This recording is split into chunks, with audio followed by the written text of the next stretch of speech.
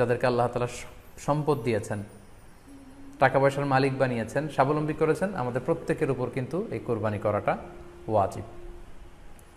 যেহেতু কোরবানি একেবারে আমাদের সন্নিকটে, সো এই কোরবানি নিয়ে আমাদের মধ্যে অনেক ধরনের প্রশ্ন রয়েছে।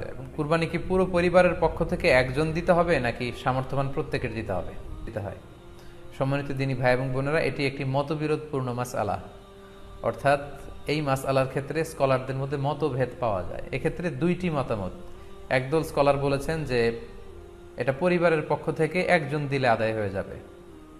অপর মতামত হচ্ছে যে না, সামর্থ্যবান প্রত্যেকেরই দিতে হবে। আমরা দুইটি মতামত নিয়ে আলোচনা করি। প্রথম মত হচ্ছে যে এক পরিবারের পক্ষ থেকে একজনই যথেষ্ট। এই মতামতটিও দলিলের দিক থেকে বেশ শক্তিশালী। সেক্ষেত্রে আমরা মেহনাফ ইবনে সুলাইম রাদিয়াল্লাহু তাআলা আনহুর বর্ণিত একটি হাদিস সুনানে আবু দাউদে এসেছে। হাদিসটি হাসান পর্যায়ের হাদিস। তিনি বলছেন, ওয়া নাহনু উকুফুন মা রাসূলিল্লাহ বিআরাফাতিন, আমরা রাসূল সাল্লাল্লাহু আলাইহি ওয়াসাল্লামের সাথে 9 জিলহজ আরাফার ময়দানে ছিলাম।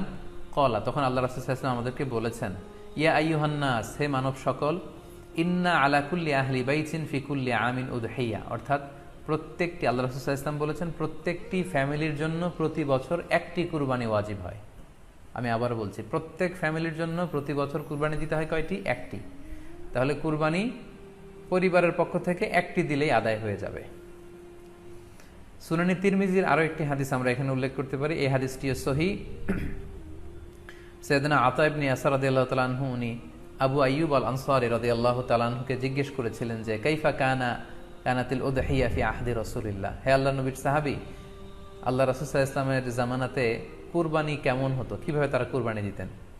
তো আবু আইয়ুব আল আনসারী রাদিয়াল্লাহু তাআলা আনহু উনি বলেছেন, কানা রাজুলু ইউদাহি বিশাতি আনহু ওয়া আন আহলিহি, আল্লাহ রাসূল সাল্লাল্লাহু আলাইহি ওয়াসাল্লামের সময়কালে লোকজন একটি ছাগল কুরবানি দিত তার পক্ষ থেকে এবং তার ফ্যামিলির পক্ষ থেকে। আনহু ওয়া আন আহলিহি, তার নিজের পক্ষ থেকে এবং ফ্যামিলির পক্ষ থেকে। অর্থাৎ এই হাদিসগুলোর আলোকে বোঝা যায় যে পুরো পরিবারের পক্ষ থেকে একজন কুরবানি দিয়ে দিলেই আদায় হয়ে যাবে। স্বামীও চাকরি করেন, স্ত্রীও চাকরি করেন, স্বামীরও টাকা আছে, স্ত্রীর টাকা আছে, দুইজনের আলাদা করে দিতে হবে না। স্বামী যদি একটা ছাগল কুরবানি দিয়ে দেয় তাহলে স্ত্রীর পক্ষ থেকে, পুরো ফ্যামিলির পক্ষ থেকে কুরবানি আদায় হয়ে যাবে। এই হাদিসগুলোর আলোকে বোঝা গেল। দ্বিতীয় আরেকটি মত আছে, সেই মতটি হচ্ছে প্রত্যেক সামর্থ্যবানের উপর ওয়াজিব। এটি ইমাম আবু হানিফার মত এবং আমাদের বাংলাদেশে এটিরই প্রচলন হয়ে এসেছে। আমরা এই মতামতটিকেই বেশি আমরা শুনে থাকি সব জায়গায়, যে যারাই সামর্থ্যবান প্রত্যেকের আলাদাভাবে দিতে হয়। স্বামী সামর্থ্যবান হলে স্বামীর দিতে হবে, স্ত্রী সামর্থ্যবান হলে স্ত্রীকে দিতে হবে, ছেলেরা হলে ছেলের দিতে হবে। এটা প্রত্যেকের আলাদাভাবে ইন্ডিভিজুয়ালি দিতে হয়।